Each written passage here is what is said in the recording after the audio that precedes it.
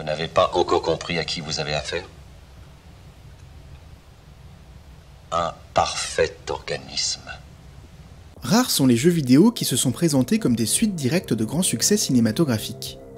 Bien sûr, les jeux qui exploitent des licences connues sont pour leur part extrêmement nombreux, mais tout porte à croire que les studios de jeux restent étrangement frileux à l'idée de substituer leur production à d'éventuels nouveaux films d'une franchise, même si les exceptions existent.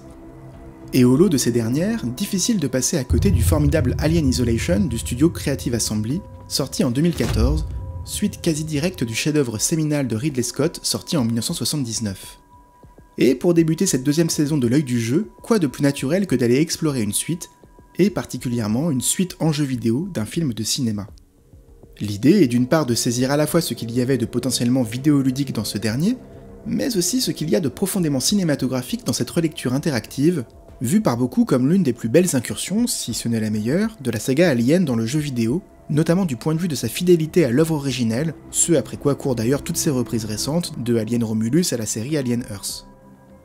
Bien sûr, à la question Alien Isolation est-il la suite parfaite du premier Alien, certains puristes cinéphiles répondront sans doute « Ça je ne crois pas !» Mais peut-être que la vraie question à se poser est ailleurs, dans l'intelligence avec laquelle le studio Creative Assembly s'est saisi de la figure de l'alien pour interroger son propre rapport au film de Ridley Scott, en usant des spécificités du médium vidéoludique pour mener une réflexion sur la nature même du joueur de jeux vidéo, parasite d'un corps qui n'est pas le sien, et qui le guide, partie après partie, vers une forme de perfection résultant de sa maîtrise grandissante de l'espace ludique et des règles du jeu. Au point où l'alien devienne quasiment le modèle d'un idéal à atteindre, dont il s'agirait peut-être de questionner les limites et les éventuelles dérives. Bienvenue sur cette chaîne d'analyse vidéoludique, bienvenue dans l'œil du jeu.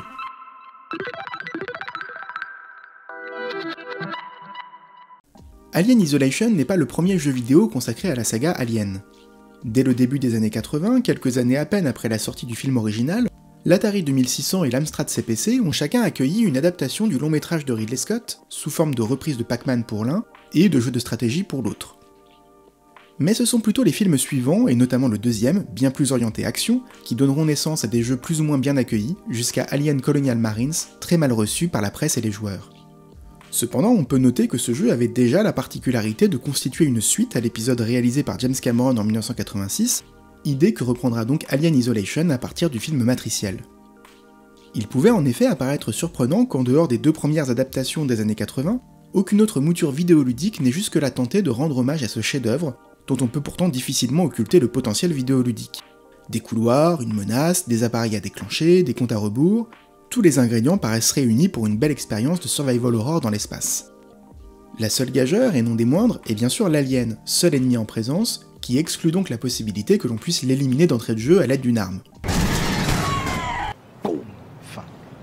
Si l'épisode cameronien a été tellement adapté, c'est bien en raison de la multiplicité des aliens, parfaite chair à canon pour des jeux d'action à la première personne, où le plaisir est avant tout de tirer sur tout ce qui bouge sans guère de subtilité.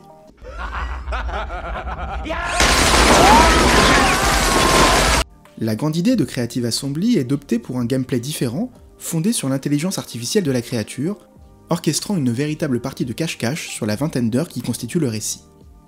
Le jeu repose ainsi sur une importante part d'aléatoire, puisque l'alien, programmé de manière à s'adapter à notre manière de jouer, n'apparaîtra jamais au même endroit au même moment, et n'adoptera jamais la même stratégie pour nous piéger, ce qui accentue bien sûr l'expérience horrifique, et engendre un stress permanent très semblable, on l'imagine, à celui du personnage que nous incarnons.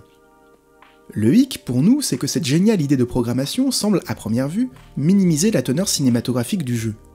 Les apparitions de la créature n'étant pas scriptées, il paraît en effet difficile, si ce n'est impossible, de parler de mise en scène intégrée au gameplay comme nous l'avons fait jusqu'à présent sur cette chaîne. Et tu crois vraiment qu'on peut réussir? Nous allons réussir. Car pourtant oui, malgré tout, il y a bien de la mise en scène dans Alien Isolation. Ici, un mouvement de grue produit par la montée d'un escalier qui dévoile l'un de nos premiers adversaires, là un panoramique produit par le même personnage qui fuit sur le côté et que l'on suit du regard pour s'assurer qu'il a bien disparu, ou même cette petite idée qui n'a l'air de rien, qui consiste à faire apparaître dans le champ la partie supérieure de notre détecteur de mouvement dès que l'on se réfugie dans un placard, comme pour suggérer le fait que l'on se cramponne à l'engin, seul rempart contre la créature qui nous traque. Autant de trouvailles éparses, mais néanmoins présentes, qui permettent de prendre conscience, en creux, du travail presque invisible que le studio réalise autour du hors-champ, et qui découle en grande partie du choix de la vue subjective, beaucoup moins anodin qu'il n'y paraît. Car contrairement à ce que l'on pourrait croire, la vue à la première personne dans un jeu vidéo ne restitue pas exactement notre champ de perception naturel, déjà parce que les bordures de l'image tronquent en fait notre vision périphérique. Il suffit de jouer en réalité virtuelle pour en prendre conscience.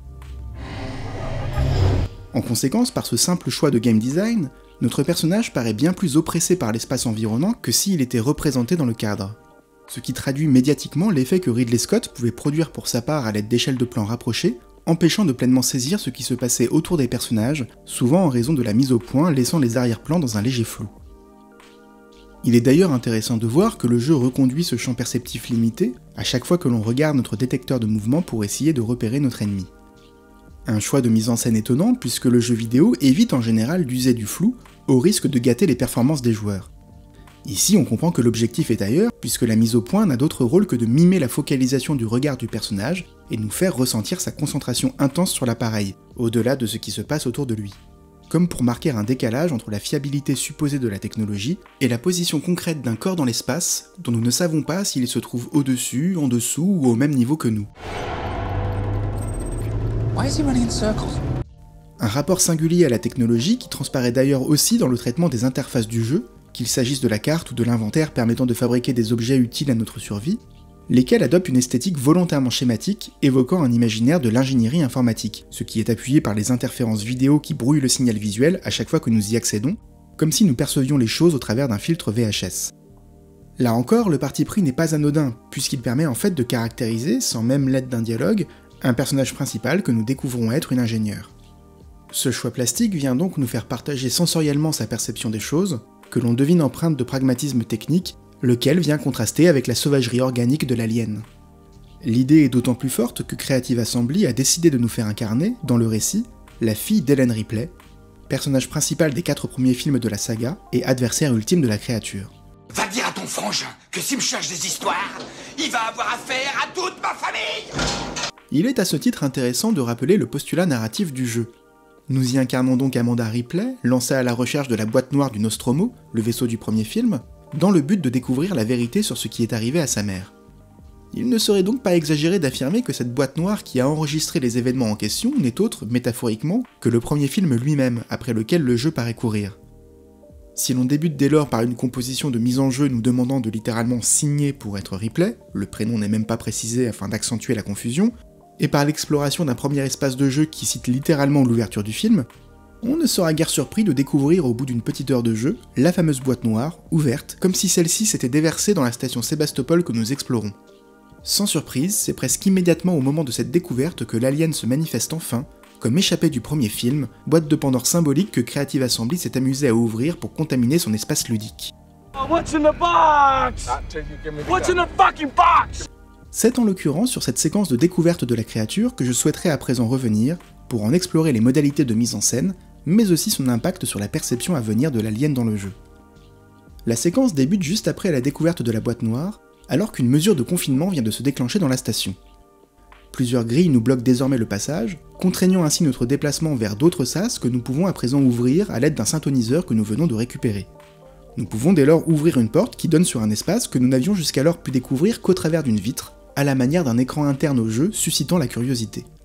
Nous débouchons ainsi sur une autre pièce dont la composition s'amuse des acquis précédents du jeu. La porte donne immédiatement sur un ordinateur qui trône au centre de l'image, et dont l'utilité principale, nous le savons à ce moment, est de dispenser des informations sur le lore, c'est-à-dire sur le passé de la station. Cette présence abaisse donc notre garde puisqu'elle nous installe dans une posture de lecture qui suspend momentanément l'exploration angoissante des lieux. La présence sur la gauche du cadre de tables contenant des objets à récupérer confirme cette idée que nous sommes dans une pièce sécurisée, malgré la présence d'un placard dans lequel il est possible de se cacher. En réalité, le jeu a anticipé les choses puisque ces placards sont en fait présents depuis nos premiers pas dans la station, et nous nous sommes donc habitués à leur présence, que nous n'associons plus à celle potentielle d'une créature jusque-là absente. À tout cela s'ajoute un effet de plan large produit par la vastitude de la pièce, qui donne le sentiment de pouvoir tout voir d'un coup d'œil, et contribue donc à nous rassurer. Sauf que le fait de s'approcher du terminal censé mettre fin au confinement produit un travelling avant qui, par le mouvement du cadre, réduit progressivement le champ de vision, ce qui, par la force des choses, fait naître plusieurs zones de hors-champ aux 4 coins de l'image.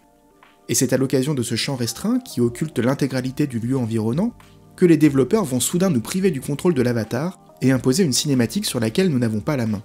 comme si on nous faisait comprendre qu'en se concentrant sur le clavier, le personnage perdait forcément sa maîtrise de l'espace, qu'il ne peut plus contrôler du regard et qui dès lors lui échappe.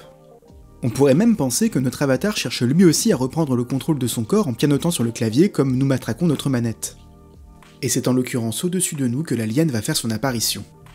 Il est d'ailleurs intéressant que le studio préserve la vue subjective du personnage lors de cette cinématique, choisissant donc de ne pas rompre le flux du jeu. Et il s'agit vraiment d'un choix puisque les cinématiques précédentes reposaient bien pour leur part sur une mise en scène classique de cinéma, figurant Amanda à l'écran.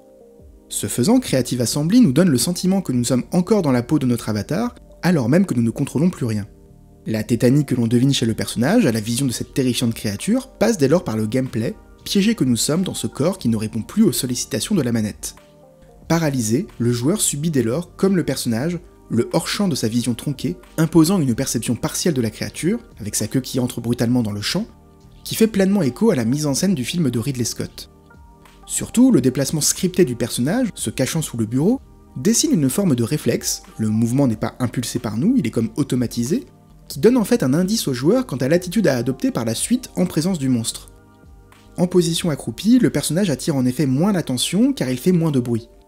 Idée géniale de gameplay horrifique s'il en est, accentuant la pression via la lenteur de nos déplacements, mais aussi en termes de mise en scène, puisque ce faisant, la position de l'avatar nous contraint à constamment lever la caméra pour mieux voir ce qui se passe autour de nous, et donc à produire de constantes contre-plongées qui accentuent le gigantisme de l'alien. C'est bizarre, je te voyais beaucoup plus grand. Pour un enfant de 10 ans, je suis un géant. Surtout, la reprise de contrôle s'opère ici à l'instant où la créature sort du champ, ce qui nous renseigne là encore sur un principe important du jeu. Tout en nous faisant ressentir le fait que le personnage sort de sa tétanie au moment où l'alien paraît avoir disparu du lieu, on comprend aussi que le but est de faire en sorte que la créature reste le plus possible hors champ pour éviter qu'il ne nous voie en retour.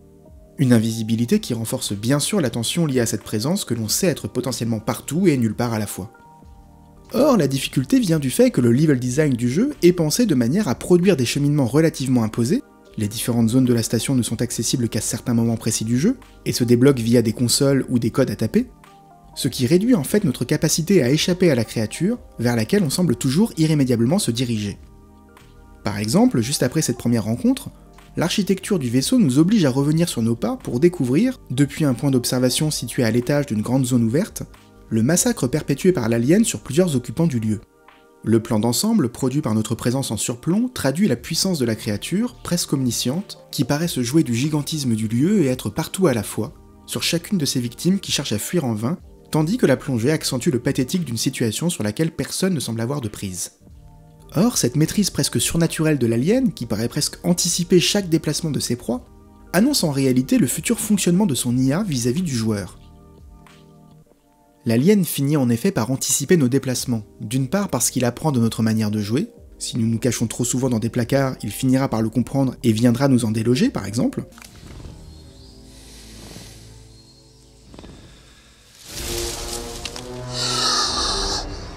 Petite futée. Mais aussi parce qu'il finit par s'habituer à nos trajectoires, qu'elles soient imposées par le level design, ou qu'elles découlent d'actions que nous sommes forcés de répéter à chaque fois que nous mourrons et revenons à notre précédente sauvegarde. Aller à tel terminal pour ouvrir telle porte par exemple. Ce qui se passe, c'est que l'alien apprend, partie après partie, à maîtriser son adversaire en mémorisant ses patterns. Autrement dit, l'organisme parfait que représente l'alien, c'est le joueur de jeux vidéo lui-même, qui apprend de ses erreurs à chaque game over et finit par connaître chaque déplacement de ses ennemis, au point de l'amener à la run idéale, lui permettant de rouler sur le jeu tel un être surhumain. Tu l'admires, n'est-ce pas? J'admire sa pureté. Ce qui fait de nous, en retour, le PNJ de notre propre jeu. Un personnage non-joueur qui tente désespérément de s'extirper de sa condition, à la manière du Free Guy interprété par Ryan Reynolds dans le film éponyme. Quelle meilleure manière de retranscrire l'impuissance des personnages du film de 1979 face à cette créature implacable, cet organisme évolutif qui paraît toujours avoir un coup d'avance sur les protagonistes qui ne peuvent que réagir à l'instinct, mais qui se savent malgré tout condamnés à plus ou moins brève échéance. Une résonance qui nous amène à affirmer qu'Alien Isolation propose, sous ses atours de jeu horrifique, une réflexion détournée sur la destinée même du personnage d'Ellen Ripley, figure majeure de la saga, contrainte à rejouer, comme son nom l'indique presque, une lutte infinie contre un monstre qui devient, progressivement, son propre reflet, et par extension son ennemi le plus intime. Une Ellen Ripley que l'on comprend dès lors davantage encore sous l'éclairage de ce jeu vidéo unique en son genre, qui n'hésite pas à questionner le statut même du joueur, confronté à son propre devenir, celui du prédateur ultime, nourri de ses expériences passées qui le rendent, à terme, aussi clairvoyant que redoutable. C'est la fin de cette vidéo, j'espère qu'elle vous aura plu. Si c'est le cas, n'hésitez pas à la partager ou à laisser un commentaire, c'est toujours super pour le référencement. Dans l'immédiat, je vous dis à la prochaine pour une nouvelle analyse. Salut!